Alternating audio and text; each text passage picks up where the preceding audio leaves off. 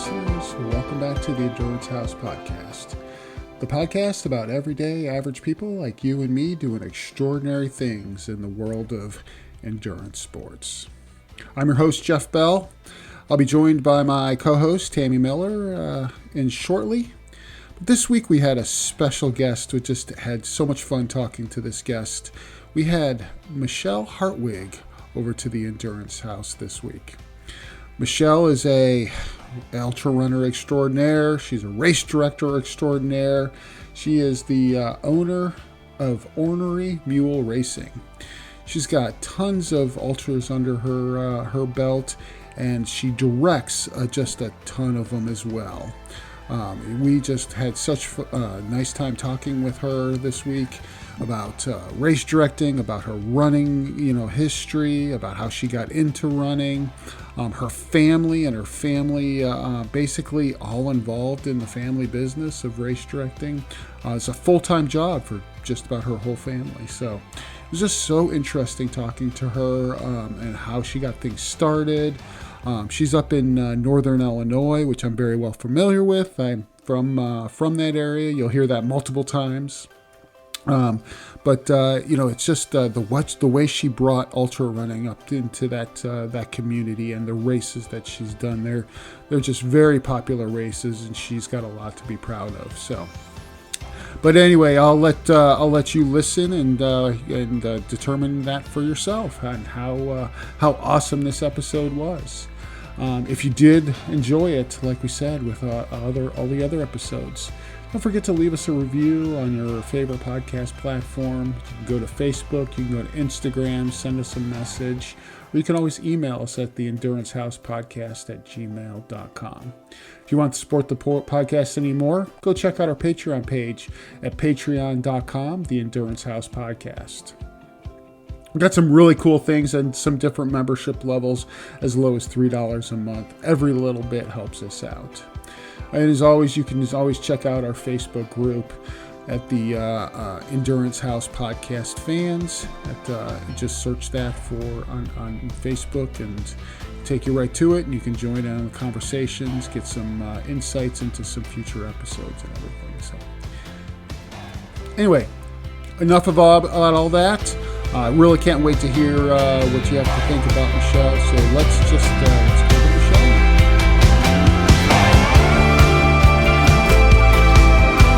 We'll just kind of start with a short little introduction. Michele, I appreciate you coming on. This is great to meet you. I don't know, I'm going to just come out and say it right away. Your race, so Ornery Mule Racing, Rockstar Ultra Runner, and I'll say from the Crystal Lake area, which I'm from originally. Haven't been back up there. Well, I mean, my father still lives up there, but haven't lived up there in 25 years. But the Frozen Gnome was my very first ultra. So going back a couple years on that. So I'm very familiar with your. Oh, yeah. Well, we won't talk about what I said about the race, but no. I loved the race. It was actually one of my favorite 50Ks, but we will definitely get into that. But Michele, you come highly recommended from Rich Lures, who we had on the podcast a couple weeks ago, and I'm just super excited that you were able to make some time in your schedule for us. So thank you. But if you don't mind, we should start with a quick introduction of yourself. If you could introduce yourself to the listeners, to us, on your whatever running history, your business, your family history, whatever you want to talk about. Okay, yeah, I don't have anything specific that I want to talk about. I guess I'll just talk a little bit about me and maybe how I got into race directing. I was never a runner growing up, well, like so many ultra runners. And I like the outdoors. I grew up camping and stuff with my family, and my kids were young, and I decided to just take up running, even though I was absolutely horrible at it. And I immediately got to where I enjoyed running the local trails by us. And there wasn't a lot of people out there. Like I would go out there and run, and I was the only person out there running. And I was signing up for trail and ultra races around Illinois, and I went out to Arizona because my dad was out there. And Arizona was bigger, but around Illinois, there wasn't a lot of women. I would like look at the list, and I'd be really excited. And I knew the names of all the women that would do it. I'm like, man, they can do that. So, like if they're doing it, then I can do it. So I started signing up for like ultra races. And I'm like, I really love these trails by me. And, it'd be nice if other people found out about it and more women would be running, trail races. So I would have some friends to run with me. And so I decided to put on Earth Day trail race. That was my very first one. And I did the 50K the first year. And now it's a 50K, 15 mile, 5 mile. But the very first year, it was just the 50K because my passion is in the ultra distance. And it's a 5 mile loop. It was set up to be really like easy, like something that you wouldn't be afraid to sign up for because you can get back to your bag every 5 miles. You're not going to be, 30 miles down the course and need a ride, have to stop or, and need a ride or anything. It was just a really simple setup. And that race has grown a lot. And then from that, I decided to put on Frozen Gnome mainly because I don't like running in the winter that much. And it was a good way to keep you training through the winter. And I'm so impressed that you chose that as your first ultra because I highly recommend people don't sign up for that race, but it does not keep people away at all. Yeah, no, it was the between the time of the year, the weather, right? Because the weather it's never good weather over that weekend, right? But I don't have good luck with weather anyway with my races. But no, it was fun. Yeah, it was a great race. And I would say ultra runners. Oh, yeah, sorry, I was going to say they're not the kind of people. They're not the kind of people that listen to you telling them not to do something because so. Put that out there. Yeah, I mean, there's been years that like one year the people were out marking the course and their cars in the parking lot started sliding into each other. And they're out there trying to mark the course and and I'm like at packet pickup and they're calling me going, Michele, nobody's going to finish the race this year. Like we can't even walk through this course. And then, those fast people come out and they freaking fly through it and do it in like 4 hours, and we're going, how are they doing this? Yeah, that was the way with us. It was like it was frozen when the first loop. It was frozen, right? But then it still continued to sleet. But as the day got on, it got warmer and warmer, and we just had that calf length mud, right, in some of those areas, and slipping, sliding all over. It made for great stories. It made it for excellent stories. Yeah, it's kind of like a winter Barkley sort of race. It's like it's so bad that it's awesome. Yeah, exactly.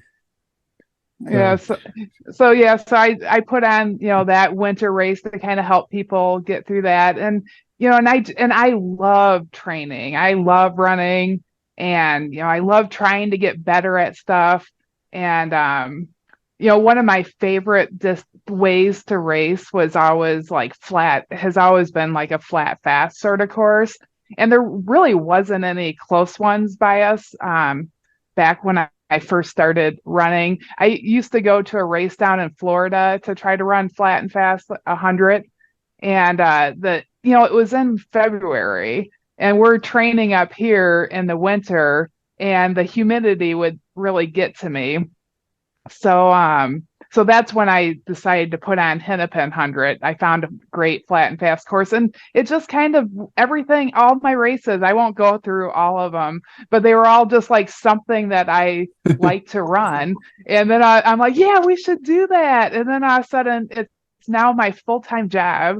My husband had to he's a truck driver, which has been really like, I don't know what we'd do without him, because that's one of the reasons that we can stay as, it's a lot of work, but he is really good at, organizing everything, getting it onto trucks, hiring water people to deliver, and we have to have spreadsheets that have the weight of everything, because we made, even though he was a truck driver, we made some mistakes in our early years where we overloaded a trailer and then got flat tires. So you need to know how much so we have spreadsheets that say how much every single thing that we're packing in there weighs, so that we don't overload any trailers.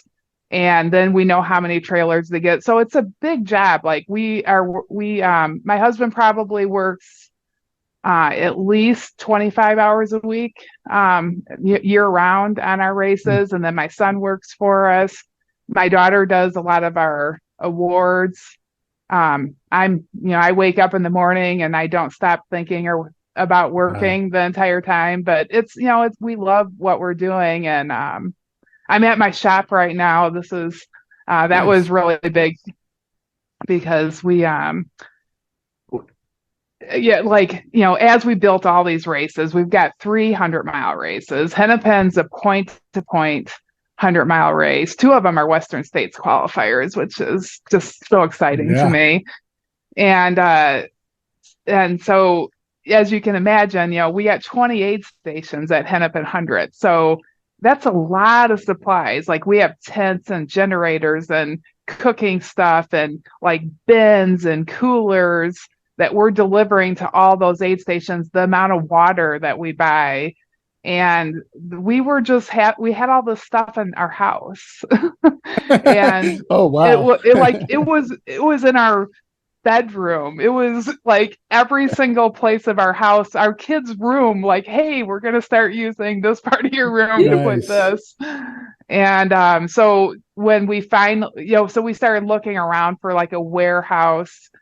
We wanted a storefront where we could have because I love learning and trying to be a healthy athlete. That's a very important part of what I like to do. And so I wanted to have a shop area so we could have like learning things. So we got really lucky, and this place showed up, and it's right on a trail.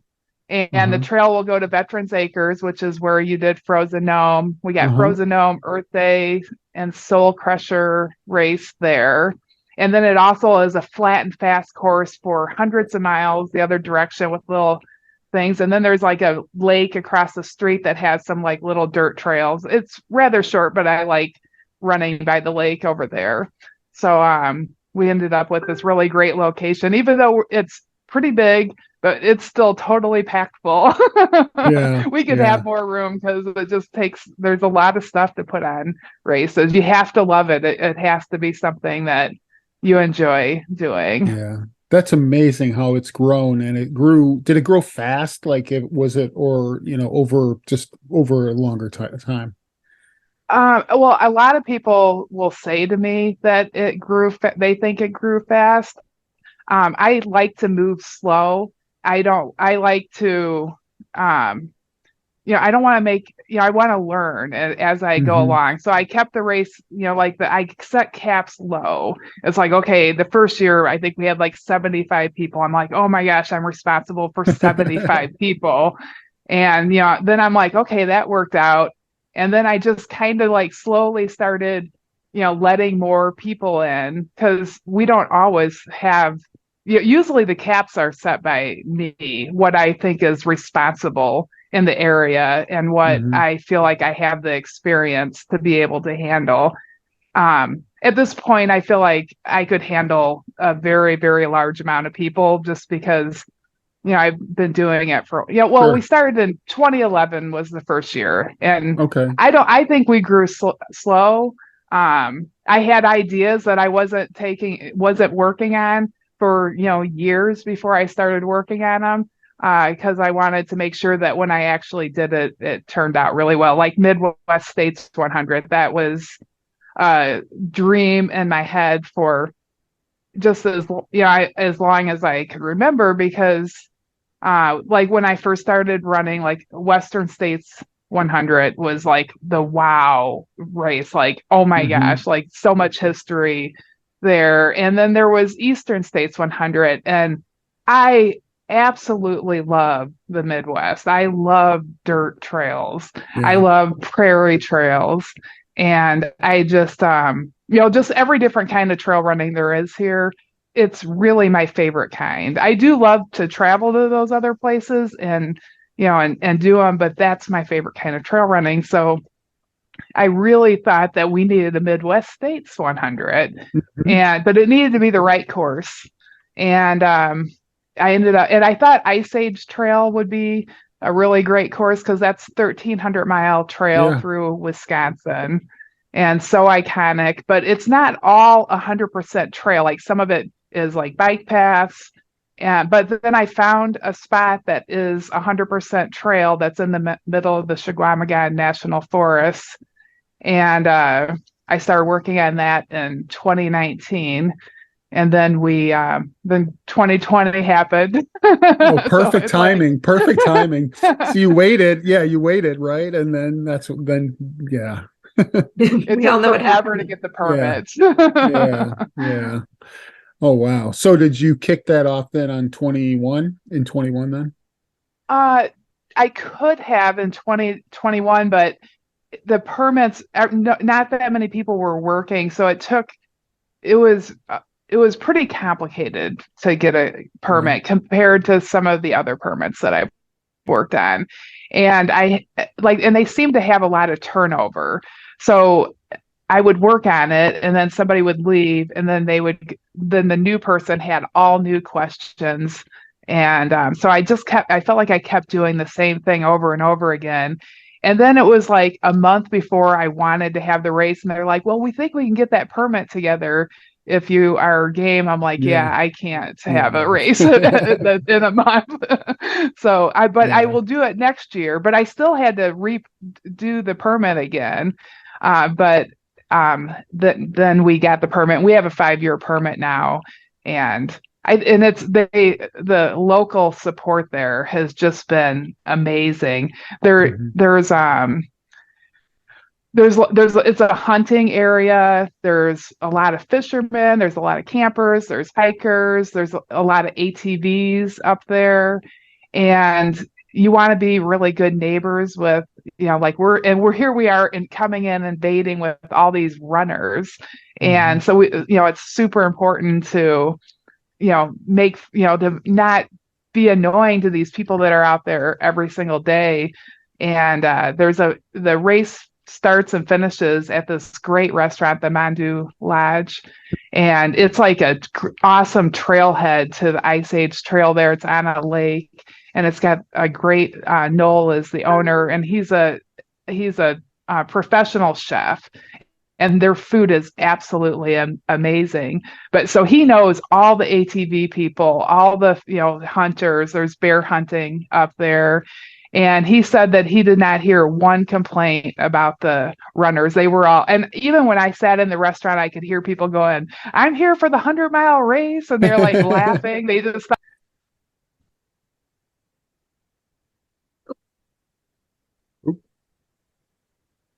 I think we lost. Did we? Did I lose the audio? Back? There we go. Yeah, we got you back. Okay. Yeah, a phone call came in, so I'm guessing I fell. Perfect. Hey, so I appreciate what you said about patience, right? Because I have dipped my toe into race directing now, taking over half of the race directing job for a race that's down here, and I'm like thinking like, oh, okay, this is great, but I got an idea for this race and I got an idea for this kind of race, and let's do this. And we're like, let's just get through 1 or 2 and make 1 or 2 years of this and make sure that you can do it right. And then we have all kinds of ideas, but I totally related to your like, let's figure out one thing first before we move on to the next.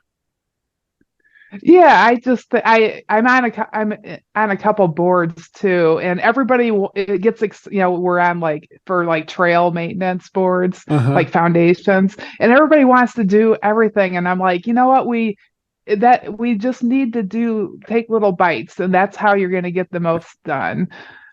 Just, like you nail it and then move on to the next thing. Mm-hmm. Mm-hmm. Now, have you always been, oh, go ahead, Tammy. I was going to say, but like, so with the, you've grown and you've had the patience to add the new races. Are you still wanting to add more? Is there still more brewing in your head to keep on going? There is. I have a race idea that I would love to bring. I really need some more help. I have great help, like Nikki and Sid, both work almost full time. Coach Loretta runs our coaching. We have a coaching business that we have quite a few athletes in that. So I have really, really good help, but my husband, quite honestly, is overworked, and because he has to have a regular job. So I'm trying to hold myself back. I do have a really good idea for another race that I just think would be so awesome. And I've actually already talked to the right people, and they even gave me better ideas of how I can make that work.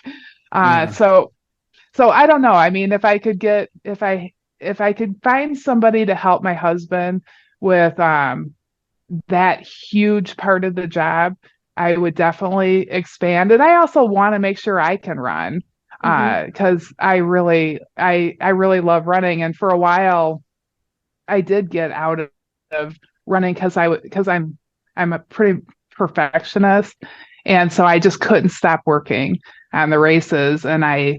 And there was so much to do, and I didn't have help. I didn't have Nikki and Sid, who I don't know what I would do without them.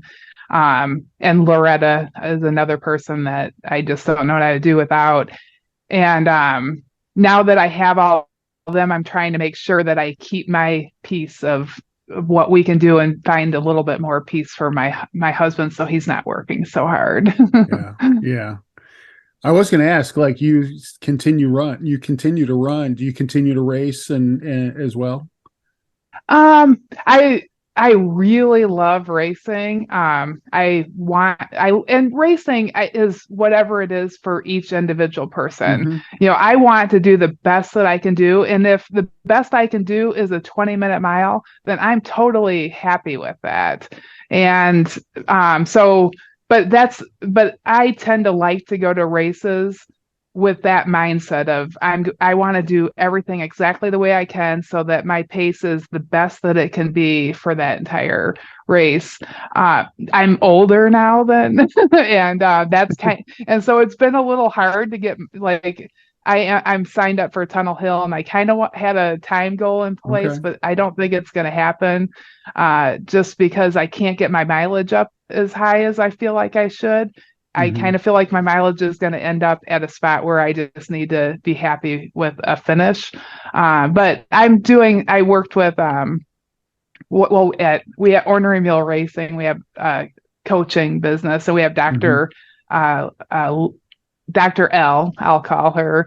And I worked with her. She gave it's Liesel, Dr. Liesel, but she gave me some exercises for some of the stuff, the little aches and pains that are keeping my mileage down. So I don't know. I wish I would have went to her a little bit earlier, because now I've got, only 8 weeks or something, and I'm not sure if I can turn that around, but we'll see. I love to race. So, and then I run with my kids too. I'm doing Javelina Jackass 32K, and nice. And that's probably going to be a yearly tradition. My dad lives out there. My daughter lives out there right now. And she's just kind of she's young and exploring. So I don't think she's going to stay out there, because I'm hoping she comes back here by us. And, but going to visit family out there. And I Jamil's races were one of my very first races I went to. So I really love that community, and I have some good friends in that area that I like to see. So that one I'll end up running with my daughter at whatever pace is good for her. And it works great, because it's a good last 20-mile run before Tunnel Hill. Yeah, right. Yeah. So when you started running, and that was up Northern Illinois, right? Same area that you're in? Yeah, I've lived here for a long time. I grew up in Genoa, moved to Crystal Lake area, Okay. and we just Okay. stayed. I love Crystal Lake. Yeah. Yeah. If I would move back, that's where I would probably live. Yeah. But there wasn't, I mean, so I don't know of a lot of a lot of trails out there. Is there a lot of running in that area? Oh A lot yeah, of trail Crystal Lake. running. Well, I feel super fortunate with the trails that we have here. There's stuff that I feel safe on. Veterans Acres, where Hmm. Frozen Dome Yep. was. Yep. We have three races there, and all three courses are very different from one Okay. another. So but it's not, like it's easy to do. A 5 to 8 mile loop is pretty Hmm. easy to figure out there. So it's great for training Yeah. because you can just park your car. I feel safe out there. And that's just a fantastic place to go. And then there's the Prairie Path, which is really nice. There's Moraine Hills, that's not that far away. That's more of a flat and fast sort of, it's rolling hills area. And then we can go up to Ice Age Trail from Hmm. my house to the Kettle Moraine race that I put on. It's 50 miles to the start of that Okay. race. So that's not a bad drive if I wanted to go run on the Ice Age Trail. So there's a Sure. lot of great stuff that we can, and I've done plenty of driving up there. I mean, it's all back road, so it's only like a 50-minute drive. Yeah. And so if you want a good training run on the actual race, because I used to run Kettle, like actually run it before I ran the race. I was going to say, yeah, yeah. Was there any other ultra community that was up there? Or in that area before you just kind of exploded that community up there. I feel, and I just can't think of any. I mean, and I was not I was not a runner at all when I lived up there, so I have no idea what the community history is for that, that region. But it just seems like you just kind of really exploded that community 100%. Yeah, there really wasn't much of a community here. There was a group in Chicago, I think they were called the Chugs. But Chicago is a different like Yeah. group than by me. And I actually, when it was just me, and I met one person named Holly that I was like doing a Dances with Dirt race and looking through, and I'm like, that girl is from McHenry. She doesn't live there anymore. I'm like, I am gonna have to find her. And she was like, who is this weird lady that's finds, searched her down. And I'm like, well, you run trails and I run trails. So we ran a little bit, and then we said we should start a club. And so the two of us, we called it MUD, McHenry County Ultra Running Dudes and Dudettes. Nice. And then we just Nice. started telling people that we saw this guy on the trail, Rick Neinstead is his name. And we said, hey, we're a club. We're going to start running out here on Thursday nights. And so he came, and then we would, like anytime we saw a runner, and then we started telling people. And pretty soon, we were having 20 to 50 people showing up for our Thursday night runs. And then from that went to the rate, very shortly after that is when I started putting on the races. Yeah. And that club's still around, and like I ran with them last weekend. Is it really? Okay. I'll have to look that up when I come up. Yeah. That's like extrovert problems that I would never have. You got to be right to make your own community that in one where one doesn't exist. Yeah, I'm actually very, very shy. I mean, I promise you, if you asked anybody in high school or anybody that knew me younger, just have not been super comfortable socially. I think that I am very comfortable working, And so organizing stuff, and then that helps me be able to socialize and get to enjoy people that I mean, I love people, and but I'm more comfortable if I'm taking care of them and stuff like that than actual socializing. So it works real well for me to get to be around people. Wow. The rest of your family, now you mentioned your daughter is running Javelina, or the Javelina 32, right? Does the rest of your family, like does your husband and your rest of your family, do they run too, or are they just part of the business? Yeah, my husband, well, he was a skateboarder growing up, Okay. and like in pools and stuff. And so he got into running for a while, and he really enjoyed it. And we did some races together. Like his first ultra, he paced me for 50 miles at 100. He wasn't even like trained up. But Oh, the really? course, it was a really windy 100, and all the course markings were blowing away. And it was like in Nevada in the desert, and I was afraid I was going to get lost because everybody dropped. There was only like 4 people that finished, and I was one of them. And so I made him come with me so I wouldn't get, if I guess I got lost with him. Uh-huh. And so he did. So he's really very good. But then because then he skateboards when and he ended up having an injury and falling on a skateboard. So he can't really run as well right now. I don't know if he's going to get back into it, but he's going to have to really work through it if he's going to get back into it. But it makes him sad. But he does love. We used to go to NASCAR races before I got into running. Yeah. So when I raced really heavy, he was like my pit crew. I would, come in, he would like have my fuel ready. He would like walk me through the aid station. We'd like be like changing my water bottle out, telling me to eat. And then I would keep on going. And we had a lot of fun doing that. And he was like so good at that. Yeah. And so he's very involved. And then my son, he is running, he runs some too, and he works at full time and he helps me with like my podcast and our YouTube channel and a lot of our technical stuff he works on, and then he helps my husband on race weekend. So everybody runs. I'm the one. My husband would like it as much as me probably if he had time, but you can tell I like it. Yeah. How old were your kids when you started running? Because you said you started running later, right? How old were they when you started running? They were, let's see, they were pretty young. My daughter was probably pretty young.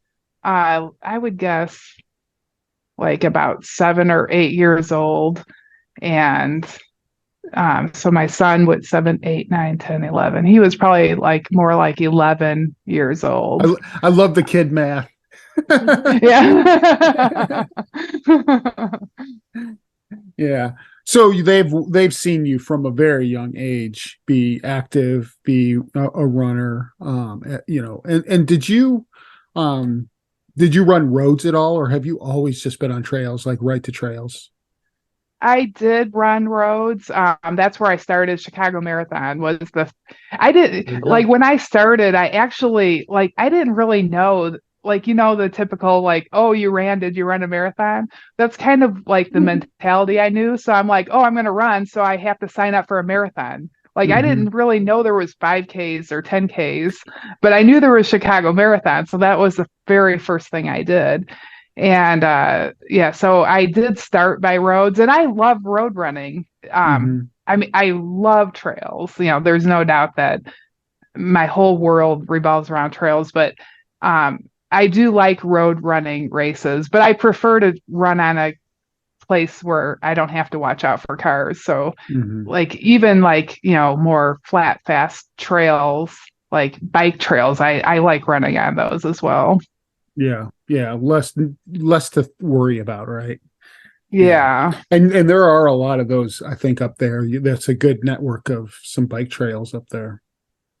Yeah, that's where I ran today, is on the Prairie Path. So you didn't ever think of, so you always wanted to look at for the race when you first started your first race, it was trail races. Never thought of like, oh, well, maybe I'll put this road race on, because there's always a ton of road races, right? Yeah, no, I never, I actually had we have a race up in Galena, and Galena was a town that I used to go to with my parents when I was a kid, and we would camp. I love Galena. Yeah, yeah. Galena's I used to go there and camp, and it's what is it? The Grant's, is it Grant's birthplace? Yeah. Yeah. So yeah. Yeah, so I had like in my head, I'm like it'd be really cool to have a marathon there. And so I did go up there, and I worked with like tourism there to try to find a road route for a marathon there. And there is an awesome road, but I actually think it'd be too hard to shut down. That would have been a gorgeous it wouldn't have been a flat fast marathon, but it would have been a really fun road race to do. And we stopped at Chestnut Mountain Resort for lunch, and we were talking to the people there, and they go, "Do you know any like people that put on bike races? We've got some really nice trails out here." And they used to put bike races on. I'm like, "You have trails out here?" And they're like, "Yeah." I go, "Can I see them?" And then I'm like, I planned the race right then. I changed from having a marathon to putting on a trail race at Chestnut Mountain Resort. It's really super fun race there, and just gorgeous views the entire way. But yeah, so I wasn't against having a road race, because I do like road running, and marathon was where I was thinking, but I would want something more scenic. It'd have to be, I like a scenic, someplace I want, fun to run at, place to visit or whatever. Yeah. But that's not the secret one in my head that I have in mind. That's so funny. You went straight. It's so funny because like we talked to so many people who say I ran a 5K, then I thought, oh, got to run a 10K, check, just do those steps up. So you jumped right to the top, or not the top, but what a lot of people see as the pinnacle of racing. Have you done a 5K? Oh yeah, no, they're not fun. I have done. I do actually. There's nothing about running I don't like. I love speed work. I kind of hate 5Ks, but then I kind of love them when I'm done. So they're not. But I get if I show up for a 50-mile race or a 100-mile race, like I'm as calm as can be. If I show up for a 5K or a 10K, I am like so nervous, like because you can't like I'll have a goal, and if you make a mistake, it's just catastrophic. You can't fix it in a 5K, but in 100, you can fix little mistakes and adjust and still have a good race. And if you're off by 3 minutes in a 100-mile from your goal versus 3 minutes in a 5K, it's a big difference too. Yeah. I ran my first 5K this last weekend, and I was like, same thing. First 5K in 4 years, 3 or 4 years, and I was same thing. I was like, I was at the start line. I'm like, why do I feel like I'm nervous about this? I just 3 months ago ran a hard 100-mile race, and I wasn't this nervous at all. Like, it's like, but I really had no skin in the game for this 5K other than I want to do well. But yeah, you're just, it's a totally different mindset. And I felt more wiped out almost during the 5K than I was during the 100-mile race. Yeah, 5Ks hurt. And I hate it when people tell me you're only a 5K from the finish line. I'm like, no, that freaking hurts. I don't tell me that. Yeah. So you said you love everything about running, right? So what kind of where do you like to lean more? Like, do you like the racing? Do you just like to go out and just run? Or is the race directing or the coaching now? Do you coach, or is it just the coaching part of it? I don't coach myself. I am a certified coach, but I I don't really have time for it. I was going to say that's just another thing. I do help out a few friends that I think need help that are talented runners and maybe can't afford a coach. So I give them my advice, what I think is good. I'm hoping I help them out. But I don't coach at all. I kind of forgot what you asked me. I got off track. Like where do you lean like more? Do you that you're more like happy? Is it the directing or racing or running, just running? I like race directing a lot. I mean, it's race weekend is so much fun. I love seeing people. I mean, the finish line and seeing, like seeing so many of them I know, and I've watched them train. They're like grinding, they're nervous, and then they just come and they either crush it or they get through really hard times. Like that is, I love all that.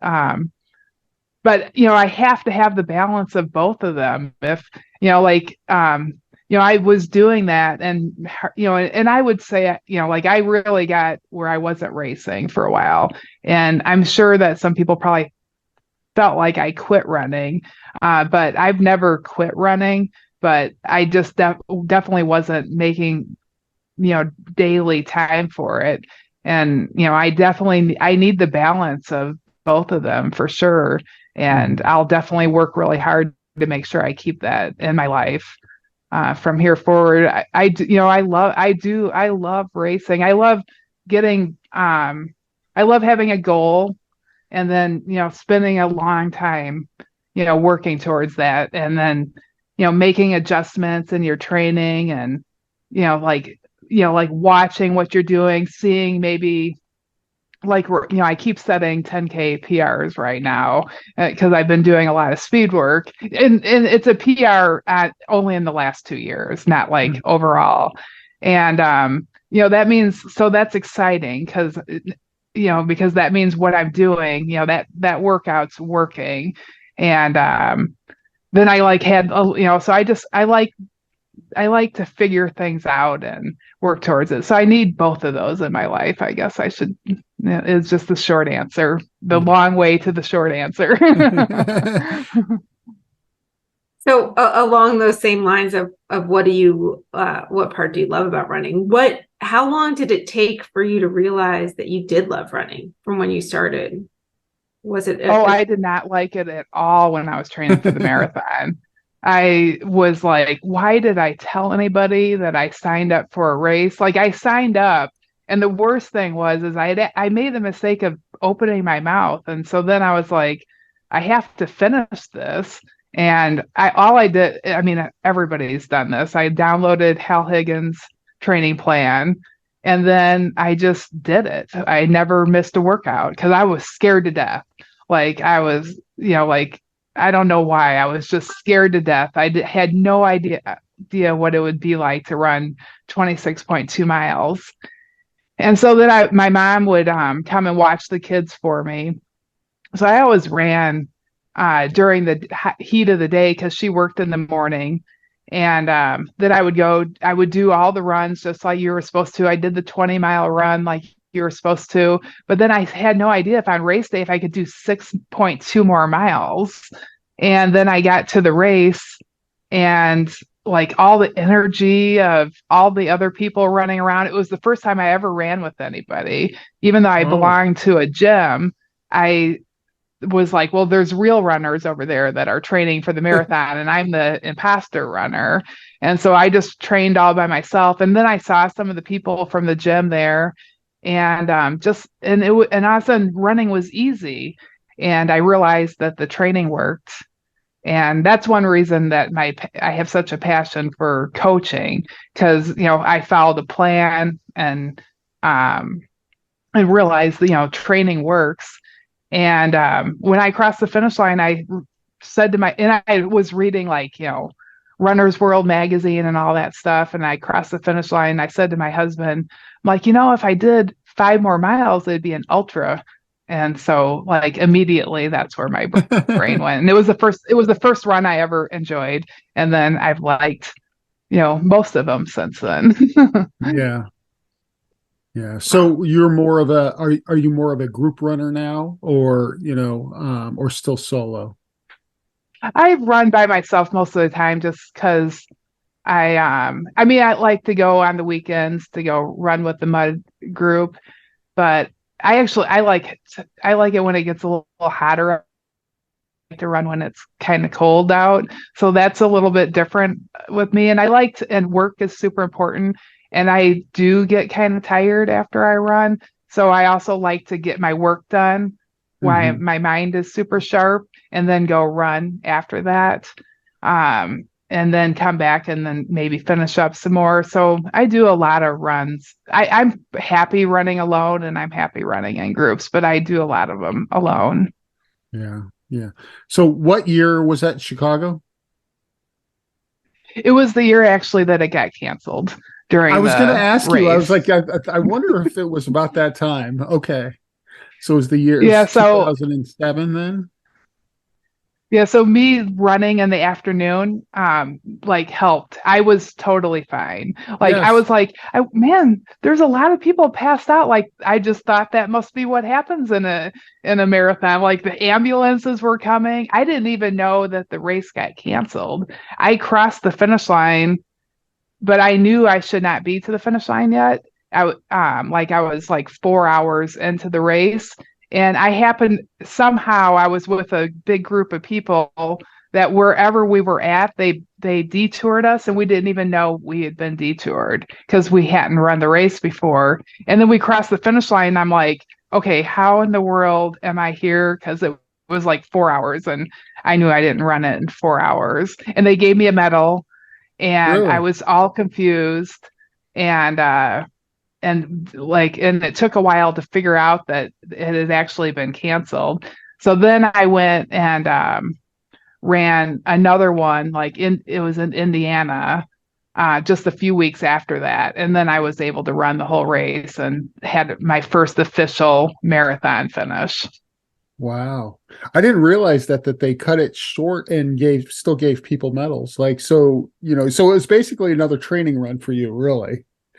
It was, and they gave me a medal probably just because didn't know I hadn't run a Yeah. marathon, and I didn't know what was going on. Like I was just confused. I would, I took the medal, but I'm like, I don't think I had a watch. Like I had a watch, like I knew what time it was, but definitely didn't have a Garmin at that time. So I Yeah. really had no idea how many miles I had run. Yeah. But I just knew I was only 4 hours into the race. There was no reason I should have been at the finish Yeah. line. It was confusing. I was calling people going, I don't understand. Like what happened? Why am I here? And it was really weird. And, um, yeah, I don't know. Yeah, I don't know how all that worked out, but it was odd. I have been back and run Chicago since then. Yeah. Have you been able to figure out where you got turned or how many miles you did end up doing that day?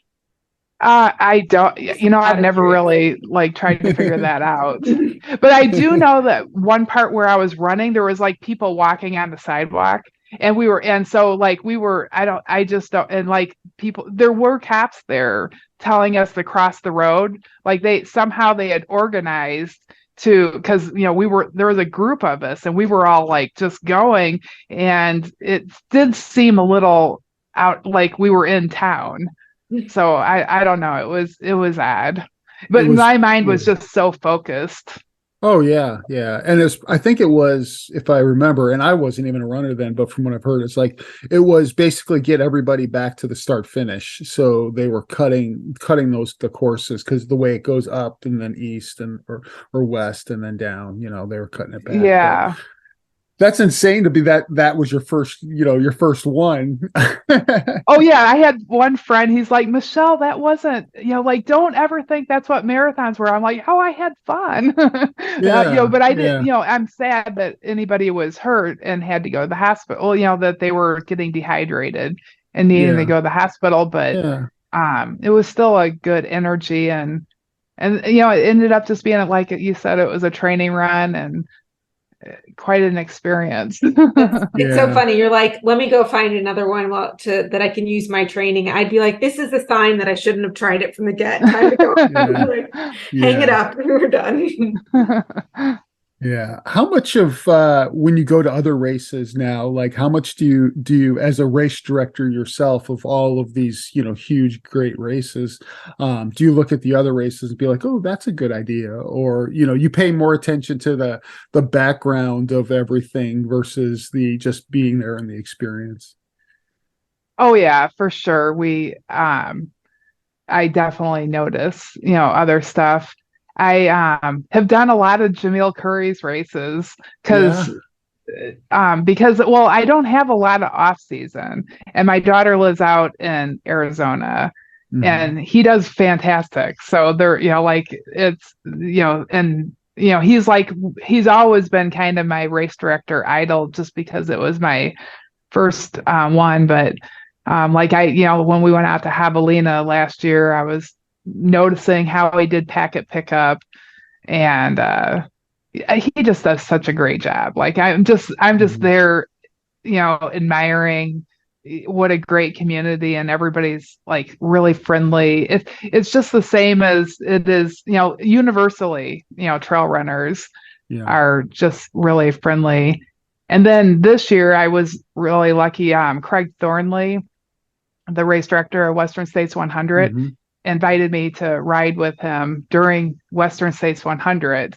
Really? So, and so like I was, I didn't know what to expect. I was so, I was nervous. I'm like, okay, I hope I don't talk when I'm not supposed to talk or something, and then I didn't know what, and I'm like, okay, I eat really healthy, and usually I bring all my food when I'm race directing. So I messaged him. I'm like, do you want me to make food for us to eat?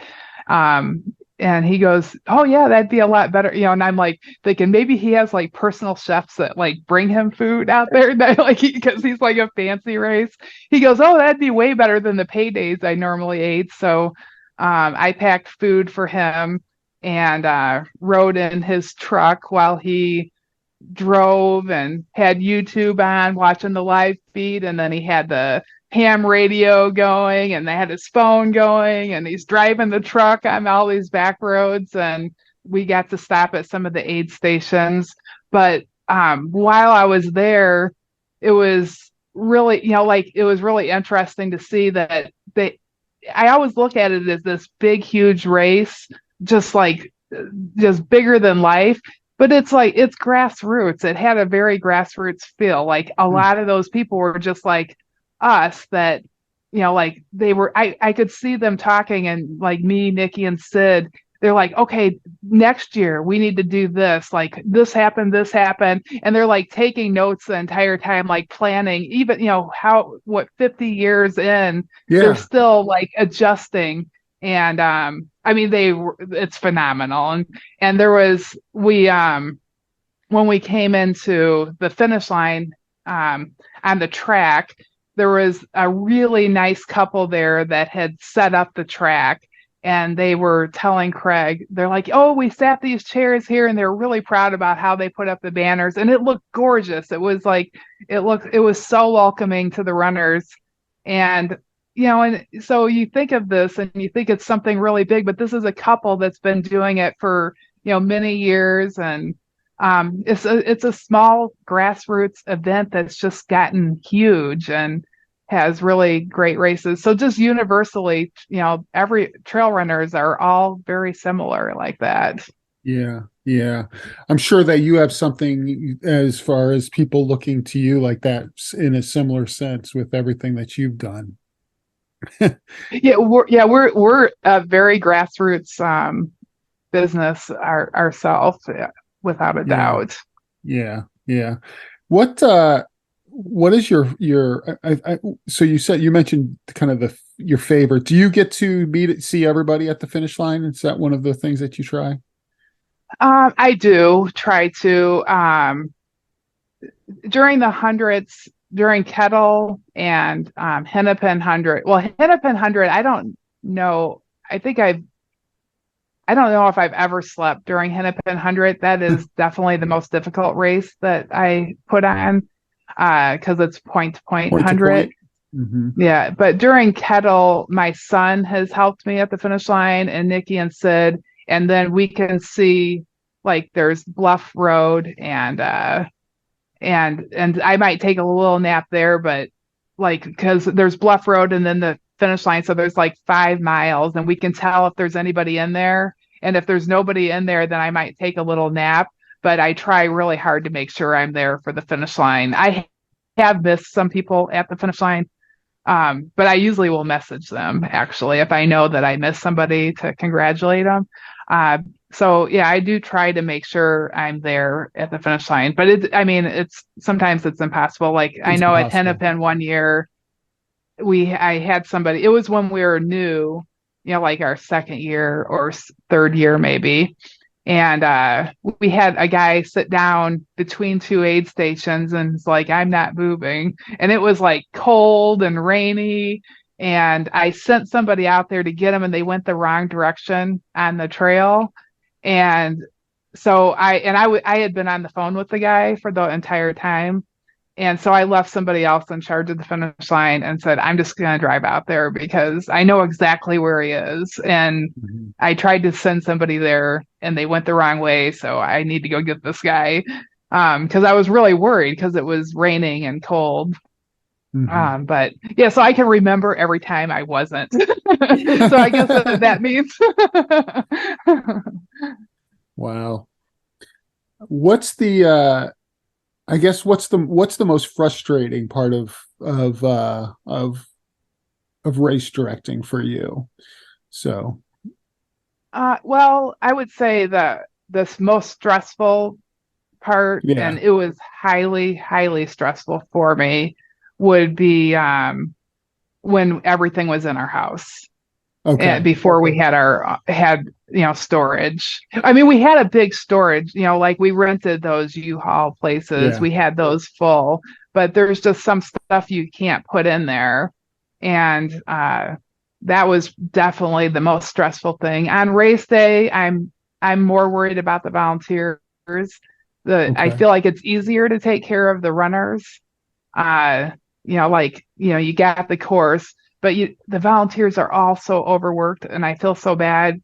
I mean, we have tons of volunteers, but you know that they're going to be working 30 hours, and you want to make sure that they're well taken care of. So I would say that's probably the biggest thing I worry about. Parking, like crew, making sure crew is not parking in spots that's going to cause us to not be able to have crew at that aid station the next year. We lost Bluff aid station for crew during the day because we continued to have crew problems, parking problems there. They would just, people would, I feel bad for them. I understand the crew was desperate to get to their runner. And it's not, it's fairly early in the race. It's like 9 miles in. But there's only so much parking, and they would just drive right over our no parking signs. Like, we don't have enough help to keep people standing there telling them you can't park there. And then, and then we ended up where there was a farmer, they couldn't get to his farm because they had blocked the road. So we had to stop having crew there during the day. So I worry about that kind of stuff because I want crew to be able to make it to as many aid stations as possible because the runners like seeing their crew. So crew and volunteers, I worry about. Probably the volunteers take great care of the runners, and the course usually is, easy to mark and all that, but the other stuff is where there can be a lot of havoc. Yeah. You have a hard time finding volunteers, or is that relatively easy with your community? We get a lot of volunteers. They're always, a huge amount. And I feel like every time, I'll start saying, hey, I feel like we're short here, and somebody almost always steps up. I maybe feel like start to feel like, oh no, I hope we are not going to have enough volunteers. This is going to be really hard. And then all of a sudden they'll just all start signing up. So we do okay. We can always use more. I mean, there's always people that are way overworked. Yeah. And I don't know if they just want to do that too. I mean, we may not ever be able to stop at that. So do you just put something out on Facebook, or do you actually use like the ultra sign up volunteer form, or how do you do a call for volunteers for some of these, like you said, they're huge races that you need like hundreds of volunteers, right? Yeah. Well, for the bigger races, for like I use the ultra sign up thing for the smaller races like Frozen Dome, and well, they're not small. I mean, they're pretty big races. But they're easy to manage because there's only one major aid station, and we have the same crew that pretty much volunteers for that every year. But for like Hennepin and Midwest States 100 and Kettle 100, I set it up on the website, and then I list out exactly what all the different volunteer jobs are so that people can choose. But a lot of times people will choose every single one of them. And then I'll like take that and make spreadsheets and kind of figure out where I need them. That's what I've been doing the last couple weeks, is that because I'm getting ready for Hennepin. You got Hennepin coming up, right? Yeah. And how did you choose that as a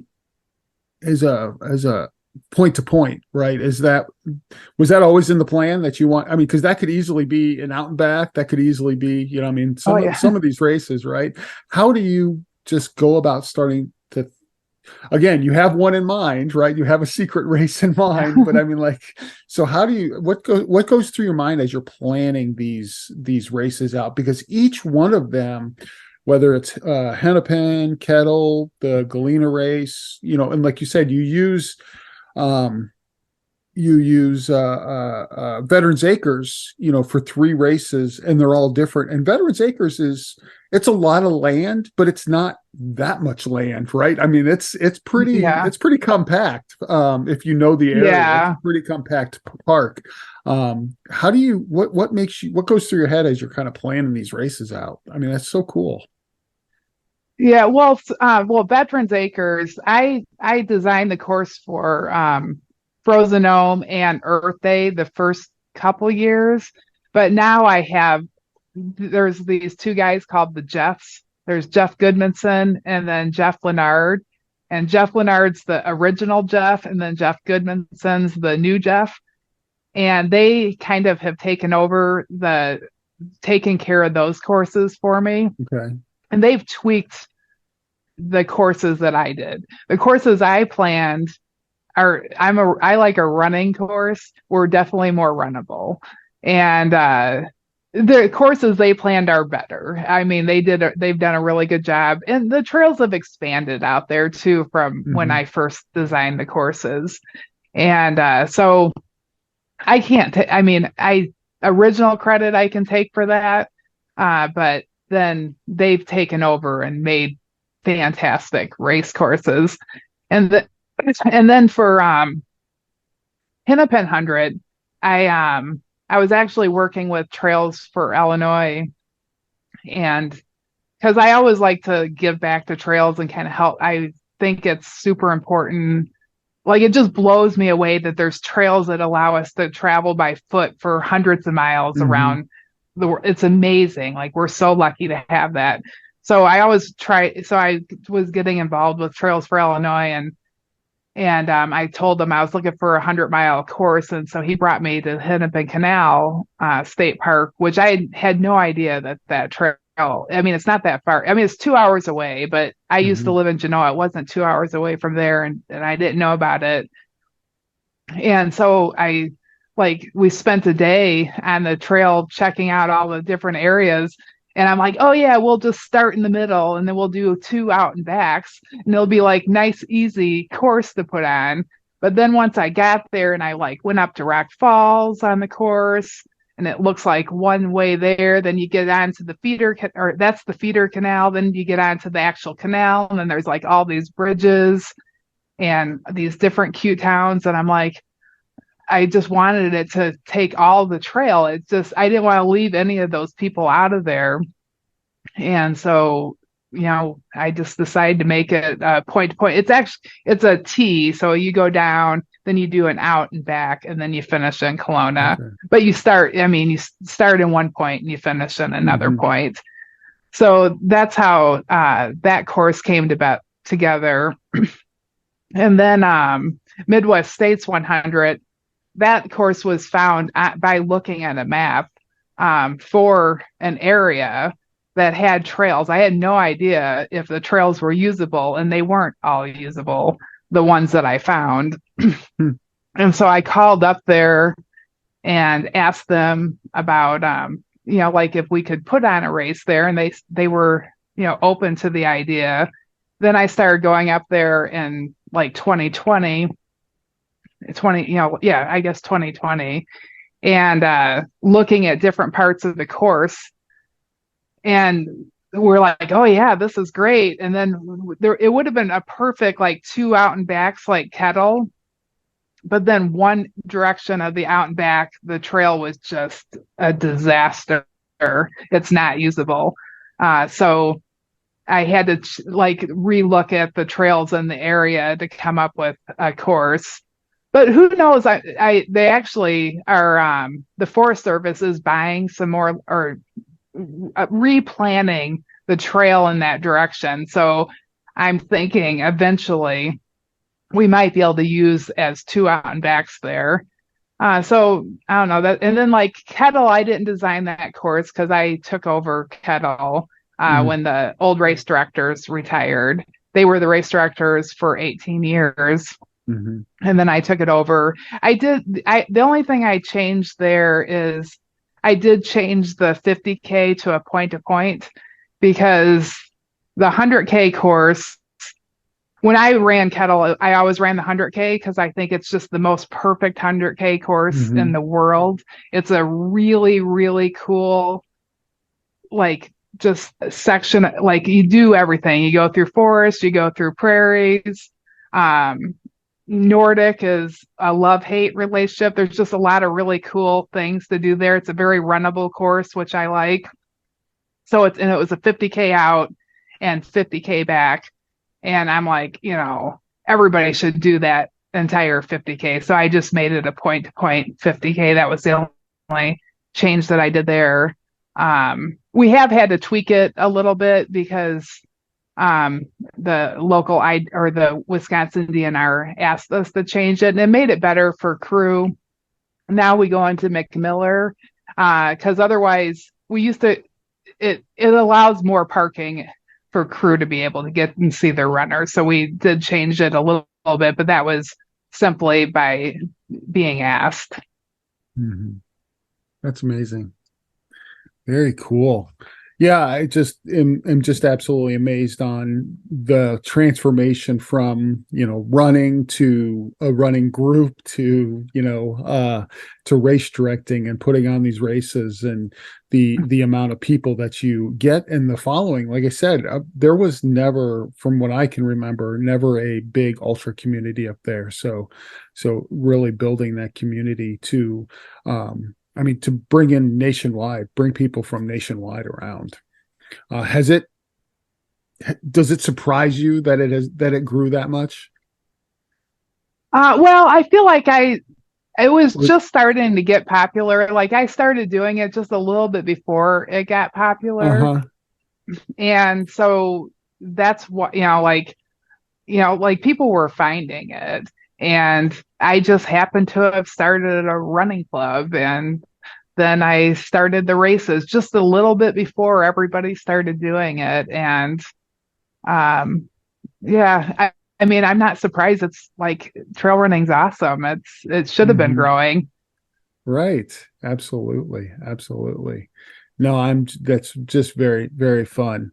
And then you, like I said, and now you've worked with Rich, who recommended to, it's just amazing, like the networking in the community of, somebody down in the St. Louis area that you're making connection. And you actually have worked with, when I ran, Frozen Gnome, it was part of the mashup series. Which is what I started. So you had been part of the mashup series, right? And working with terrain trail runners on that down here in St. Louis. So yeah. So it's just amazing on how that just building that community out. Yeah. Yeah. Shalini, I would love to come out and do some more Shalini's races. She does a great job. Mm-hmm. Yeah. I have done some of hers. Absolutely. Yeah, come down. It's usually the timing though, right? Because all of the races seem to be either, around the same time. And that's always, I think, the problem to have other race directors running some of these races. It's like, well, I have my own races around those same times. That's like I would love to do. Yeah, I have November through March that I can run. Yeah, yeah. So we have like the race that I'm race directing is the week after Frozen Gnome. I think. Yeah. It's either the week after or it's the same weekend. It's the 13th of January. Okay. Yeah, we are the 6th this year, so it's the week after. The week after, yeah. So we're in preparation because I'm like, oh, I'd love to go back and do Frozen Home, even though I don't like loops anymore, right? But I said I would go back and do that. I would go back and do Frozen Home, but it's the week right before our race. So yeah, I know how that is. That's like, can you relax enough to actually enjoy a race? Right. And actually have to train some before it, and you're just in that race prep mode, right? Yeah. So you're pretty much in race prep mode. So from March to November is race prep mode for you? Well, no, I've been training for sure. I mean, because I'm ramping up for a 50, which will be the first 50 I've done in quite a few years. And that's going to be Tunnel Hill? That'll be Tunnel Hill. And so, it's going to be like October 1st, I'm going to do, the week before, I'll do at least a 20-mile run. The week before Hennepin. Somebody was really nice and asked me to run with them. So that'll be fun. It's somebody new that I met at the training run last weekend. So that'll be fun. That's gonna be a little bit of a challenge getting through Hennepin because I do Hennepin 100, and then 2 weeks later I have Soul Crusher 5 and 10-mile race in Crystal Lake, and then in between those I need to go to the state of Washington for American Trail Running Association conference. And I need to also train for Tunnel Hill.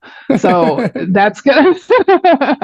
So I'm hoping that I can, it's going to be, that's going to be a really tough time right there. Surely the conference allows for some running though, right? A conference of trail runners? In Washington, of all places, right? Yeah. Yeah, I went last year. It was in the same spot, and I was training for Tunnel Hill Marathon last year though, because I hadn't done a 50K yet for a while last year, and but I ended up doing my run on the road because I wasn't quite sure. I couldn't find the trailhead that I was looking for, and everybody kept honking because it was all trail runners in the neighborhood, and I'm running down a road.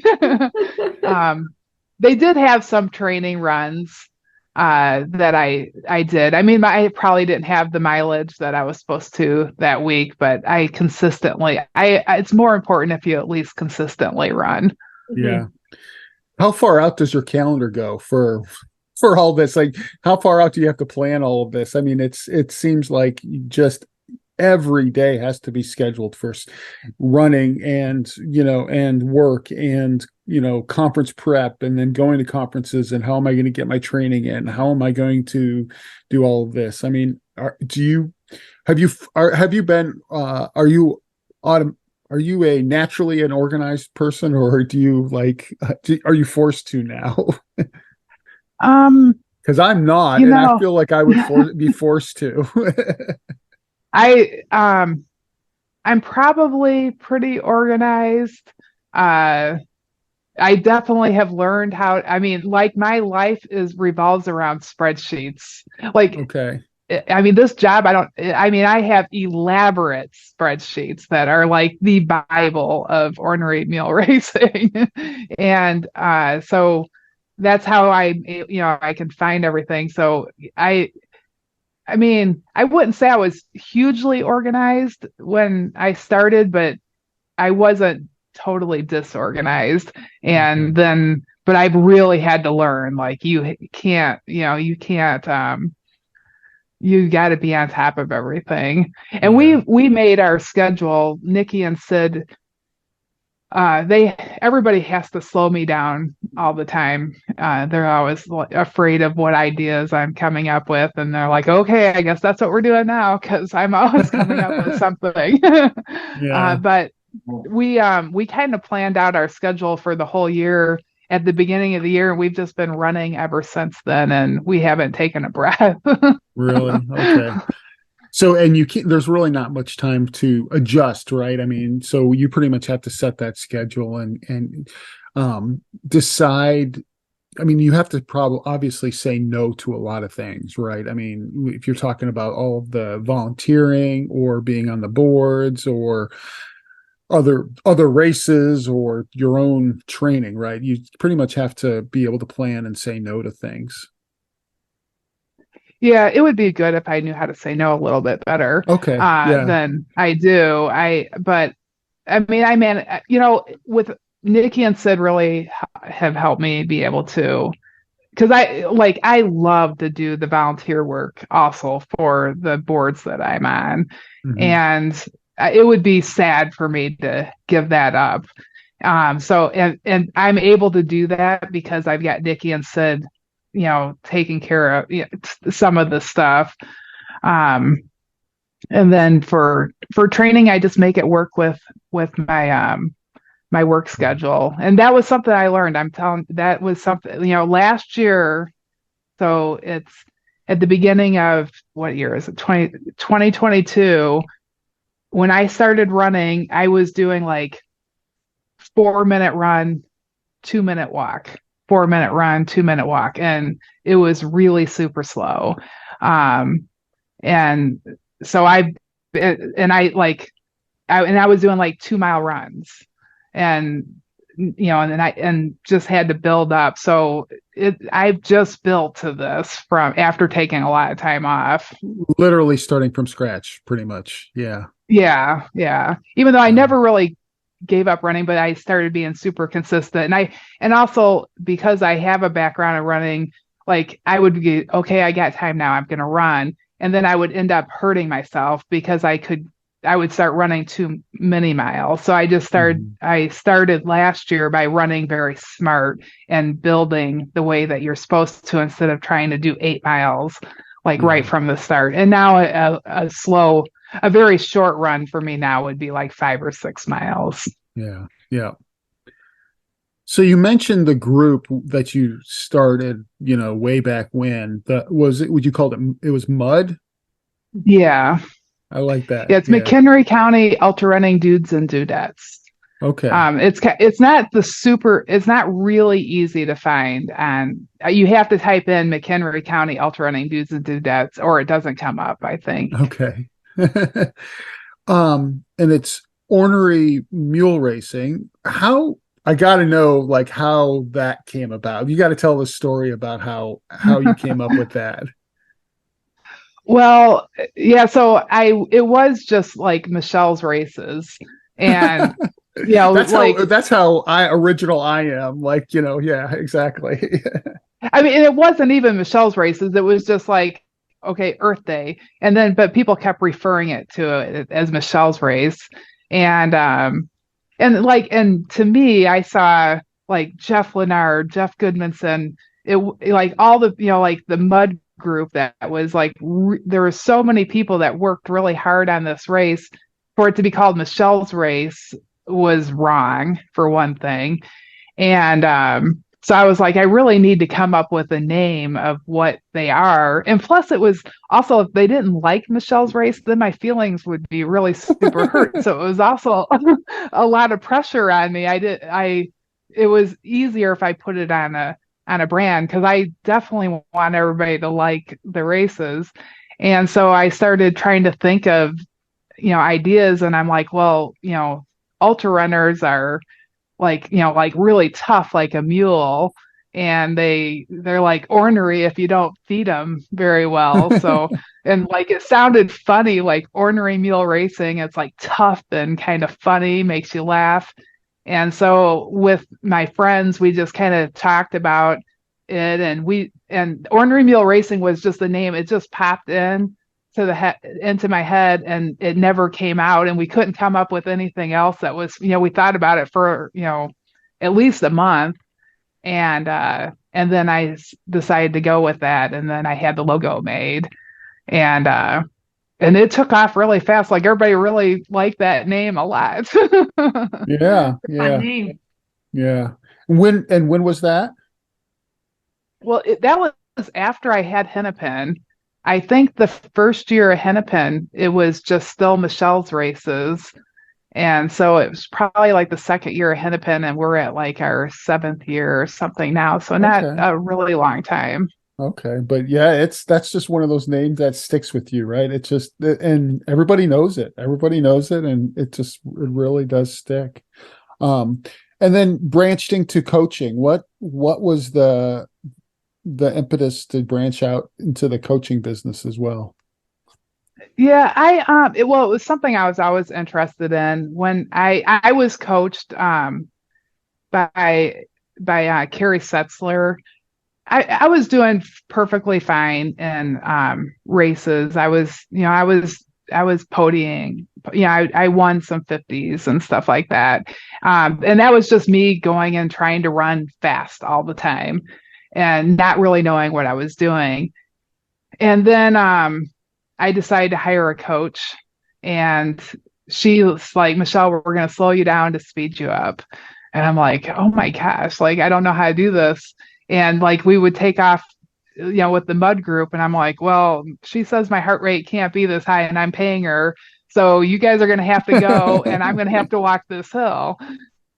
And everybody's like, oh man, Michelle's really messing up her running, because like she's like walking the hill. She used to be out here with us, out in the lead. And so like I followed her training plan, and then and we were going by heart rate. Well, by the end of the summer, like we would be doing, like 10, 11-minute miles on the trails, and we would run 20 miles. And then by the end of this, and my heart rate probably was like 150, 160. By the end of the summer, I could do those 10, 11-minute miles with the group, and my heart rate was like 110, 120. And which means you can do that forever. Like that's super easy. So so what she did is she taught me to be able to run that same, good pace for a long distance race, but then your heart rate stays low. And when your heart rate's low, you can just run forever. Like that, you're going to definitely be able to hold on a lot longer than when your heart rate's 150, 160. You're going to start blowing up eventually. So that was just amazing to me that worked. And so then she was teaching a class so I went and took a class for coaching. And then I always was like, and then it just made me so sad when I would see people talking and giving bad advice on, like on social media, and because I want everybody to do well and be the best runner that they can be. And it bothered me, and I can't, like, you can't jump in and be part of that giving advice. And so, I started having that dream in my head of having a coaching thing. And then I started the coaching thing when I moved into into our building here. And I actually was thinking that we would end up having it like here at the shop. But then COVID happened, 2020 happened, and we found out that you can do stuff virtually. And like, we even have a doctor that I actually met with virtually. And I sent in a video of me running, and it's amazing. Like, we figured out that an injury that I had that I didn't even put on my intake form was what was kind of messing up, and what I have going on. And she gave me some exercises. And so that's when we start, so it's not been that many years that we've been doing the coaching, but that's a pretty big, we have like 70 athletes right now. Wow. Okay. And quite a few. I don't know how many. I wouldn't want to say the coaches because I'm afraid I'll forget one. But we have really, really good coaches. Cool. Very cool. Well, thank you for sharing. That's very, very. It's been so enlightening. I can't wait to come up and go for a group run. Yeah, definitely come do that. Come up, Midwest states. We're gonna have some. That's a really pretty place to visit. We're gonna have some training runs up there. Or when you're in Crystal Lake, anytime that you want to go for a run. But we for free training runs, come up to Midwest states and check out that area. That's really an interesting area. Oh, any chance to get on the Ice Age Trail? Yeah, definitely. Or anything up there. Yeah, definitely. Very fun. Well, thank you so much. I don't want to take much of your time. Tammy, do you have any other questions? I mean, what is in your mind going through all this? What is in my mind? What's in my mind is it sounds like a really fun job, overwhelming, but like what fun to just like this. It's kind of cool. Like that this just kind of like happened, like I feel like this is just something that just I feel like I don't want to like make it sound like you didn't work for anything that you got, but like it feels like it's just something that kind of like fell in your lap and you like took it and ran with it, and it sounds so cool. Well, it just evolved. I wake up and I do what I love to do, and it ended up being my job. I mean, it is a lot of work. I've had people come to work, with me that think that they want to do this, and it's not as like I look like I have fun. I like it. This is authentically me having fun. But when they actually do it, they don't realize that it's not, I wash dishes sometimes for 3 weeks straight after a race, and my hands are raw, because we all, so it's not as glamorous but I like doing it, so it makes it look funner than it is. So it's not for everybody. But I think that you can tell just from talking to you, like that it's your passion that I think you can, definitely see the love that you have for your job, and that's awesome. And I'm sure it's felt throughout by the runners and the crew and the volunteers and everybody from your races. As long as everybody keeps liking it, I'll keep doing it. Yeah, sounds like it. And that's, you're right. It is just, you can tell how much you enjoy it and how much you enjoy the blood, sweat, and tears that you put into it. That really comes out in everything that you've said. That really is truly impressive. Oh, well, thank you. Yeah, well, thank you. So as we kind of close out, we always ask our guests the same 4 questions. So for you, what is your favorite, and I think I know the answer, but what's your favorite place to run a race? Well, my favorite place to run is Veterans Acres. I love Veterans Acres. And any place in Crystal Lake where I feel safe, that's easy to do. And as far as race, I really love Javelina. Of the races I've done, but I'm sure that there's a lot of races, but I really like Lean Horse too. I'm sure there's a lot of races I haven't done, but Javelina was probably my favorite race. Yeah. It's funny you say Veterans Acres, because I go out there now that Frozen Gnome was the first time I'd actually run at Veterans Acres.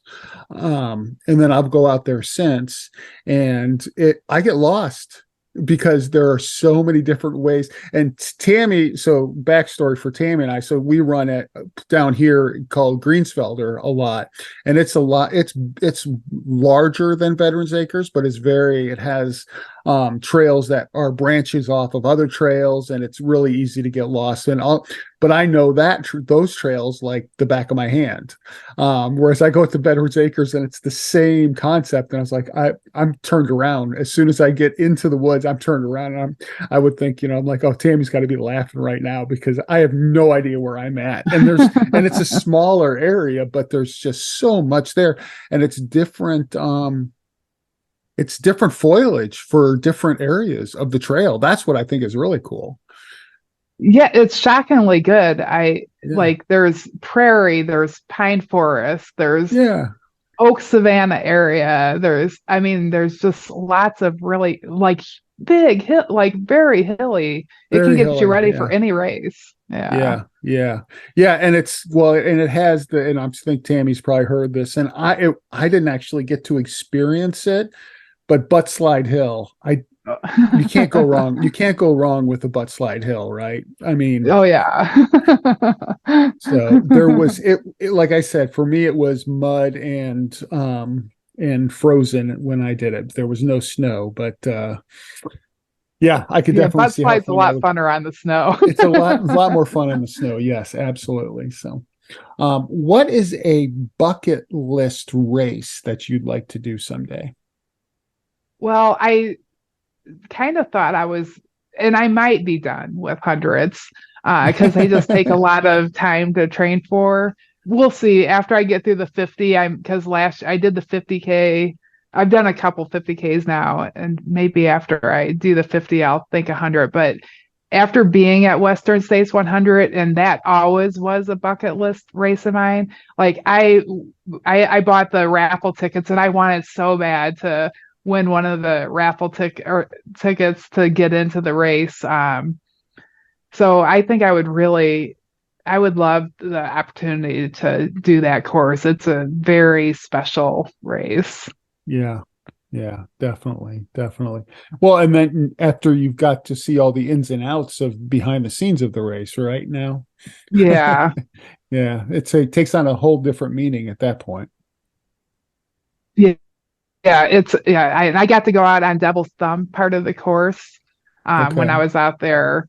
And so I know how hard it is because we went to that part of the course and Craig's like, oh, we'll stay here through when the females come through. So if you want to go out onto the course, you can. And so I was like, okay. So I go down and we're watching all the top guys come in, and Craig's assistant was with me. And we're going down like a steep hill, like where your feet would slide out from underneath of you. And I'm going, man, we're going to have to go up this. And I'm not that great at, we don't have that at Bedford's Acres. And then all of a sudden I go, oh my gosh, there's Courtney. I'm like, we're like 2 miles away. And Craig said we're leaving after the first female. We're not beating Courtney up this 2 mile hill. And so she just passed right past. Yeah, she had like set the course record, and but we did get to we got to see a couple of the top females come through. So I got to see what some of the really difficult part of the trail is, and some of it's super runnable. I've paced from Forest Hill there before in previous years, and it's very runnable from there. So you just got to that part is. I think it's a great course. I'd love to get the chance to do that. Cool. Yeah, definitely. So we just like Rich recommended you, we're all about networking here, right? So that's, and all about like runners that are just like you and I and Tammy and all of different, abilities and different different distances. Tammy's gonna be mad. Tammy doesn't run ultras, but she is the ultra supporter. She's the ultra supporter. So but like I said, for networking, are there two people that you can think of that you would think would be good for our podcast? Well, I think that a really important part of trail running right now is the young people, is bringing more young people into the sport. And even when I started, it was like it was over 40 club for ultra running. And we met last year. We met a guy named Kyle Brand we were at the running event in Chicago, and then he came and did Galena Sky race, and he was doing the 4-hour race. And I'm like, oh, like, is this? It was the first time he had ever ran over a half marathon, and he told me that he was gonna try to do a 50K, and I'm like, okay, 4 hours, a 50K. I mean, he's very fit, and he got really super close to it. So he's wow. And just ran super smart. Like, he was just so smooth all day long. And he came out to Western States with us, actually, and he knows all about all the ultra runners. He has I don't want to give, he has a great life plan. He's just, he's a really talented, nice, up and coming runner. Cool. And I think that, and he's 20, so he's under 21. Oh, wow. And just, he's so smart, which it's going to be very, I'm super excited to see what he's going to do in the sport. In fact, I invited him to run Kettle, and he's like, after he did so well, and Kettle was sold out, but I wanted to see what he would do. And he had done so well at Galena. He goes, no, I can't do that. It doesn't fit my training plan. I'm like, you are awesome. Wow. That is some self-control. Yeah, definitely. Yeah. That is some Tyler, you said Tyler Braun? Kyle. Kyle. Okay. Yeah. Kyle Brand. Yeah. Okay. I think he's going to do stuff. He's really, really good. Cool. Have to get his contact information. Definitely. Anyone else? Yeah. And then, I mean, since, coaching is such a passion of mine, Coach Loretta is Tabalski Horn. She's a really talented runner. Yeah. And she heads our coach. She's the coach connector. So she, athletes, they be looking for a coach. She knows the background of all of our coaches, and then she helps get them connected with the right coach. She has a lot of great running experience too, and she's just a wealth of knowledge. I think she'd be really good. Great. Okay. Yeah, definitely we can make that connection, and definitely like to have her on. Both of them sound awesome. And they're both really good. That even reminds me. So we didn't even get into you also have a podcast, right? I do. We had Kyle on the podcast, and he's way better than we are. Like, we were like, you just need to be doing this show. He is like a great speaker. And we have the Dirt Trail Running podcast, but I'm rather inconsistent with that. That's something I'm not the best at making the time for. It's a little stressful for me because I'm not it sounds like I'm naturally a talker, and I maybe am a little bit, but it's not the easiest thing I do. So like when I'm inspired to talk to somebody, like after the races, I kind of like to talk about what happened at the races, but we're not like super consistent like you guys are. Oh yeah. Well, yeah, it is definitely a lot to do, right? It's a lot, and it is a commitment that is one of those commitments that it has to be an extra commitment. So, especially for everything that we do. Yeah. So, no, I totally get that. How can people connect with you, whether it's social media, whether it's or Strava, whether it's websites, whatever, how can people find more information about Ornery Mule Racing, your company or whatever? Well, all of our races are listed under ornerymuleracing.com, and then each race has its own website, but you can get to each race from ornerymuleracing.com. And then as far as me and training, and I work on nutrition. I do a lot of great like very healthy recipes. And so I have a blog on ornerymuleracing.com called Training with Michele. Okay. That you can follow if you're looking simple food, because I'm busy, so it has to be very good for you and also super fast and simple to make. And then my Instagram is DirtRunner100, and then I'm just Michele Hartwig on Facebook, and I think I have some Twitter accounts, but I don't really know how to log into those. And Twitter, it just seems like everybody complains all the time, so I just don't go on to those. And then then we have Ornery Mule Racing YouTube channel as well, and that we have coaching stuff on there. Our shows are really fun after the races. I like doing those. Like we said, we had Kyle on there. We've had some really great guests. They're on podcast and you can also watch them. On there. Cool. I think that's everything that we got. I was thinking about the your when you mentioned your food and your stuff, is this all things that you like? Do you came up on your own, like, or do you have like a cooking background too? I mean, like, what else would you have a background of, right? I grew up in a restaurant. Did you really? I did, yeah. So so I grew up. My parents had a restaurant in Genoa, Illinois, and I did catering. Like, as I actually thought I would take over the restaurant, and I would cater for like the farmers in town. So I would bring food out in the middle of farm fields. So like, it was just a perfect setup to be a race director, nice. As I feed people out in the woods. And, so I do have that sort of food background, but last year when I started working on running and working on my nutrition, I worked with the registered dietitian I signed up for an entire year and learned, like, you took classes every week.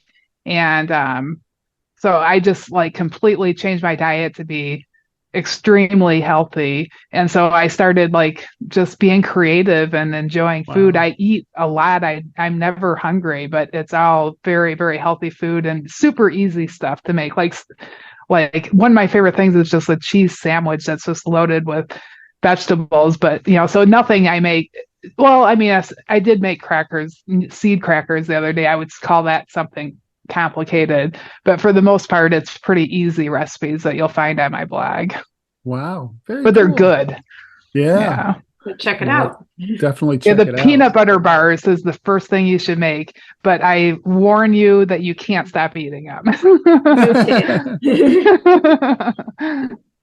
Yeah. Peanut butter bar. Perfect. That's, sounds like the perfect amount of protein.